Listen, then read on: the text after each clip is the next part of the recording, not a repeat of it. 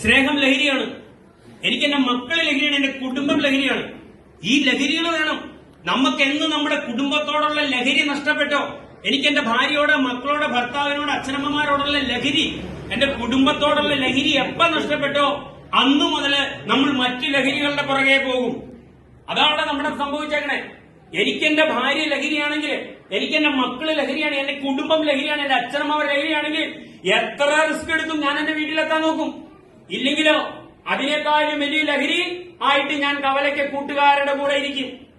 ലഹരി എന്ന് പറഞ്ഞു കഴിഞ്ഞാല് കൂട്ടുകാരുടെ കൂടെ കള്ളു കുടിക്കുന്നതിലല്ല ലഹരി, വീട്ടുകാരുടെ കൂടെ കഞ്ഞി കുടിക്കുന്നതിലും ലഹരി ഉണ്ടാകണം.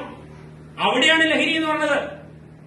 ആ കൂട്ടുകാരുടെ കൂടെ കള്ളു കുടിക്കുമ്പോ കിട്ടുന്ന ലഹരിയുടെ അതിനേക്കാളും അപ്പുറത്തുള്ള ലഹരി കാന്താരി മുളക് പൊട്ടിച്ച് നമ്മൾ വീട്ടിലിരുന്ന് വീട്ടുകാരുടെ കൂടെ കഞ്ഞി കുടിക്കുമ്പോൾ കിട്ടിയാൽ നിങ്ങളെ വേറൊരു ലഹരിയും കൊണ്ടുപോകില്ല.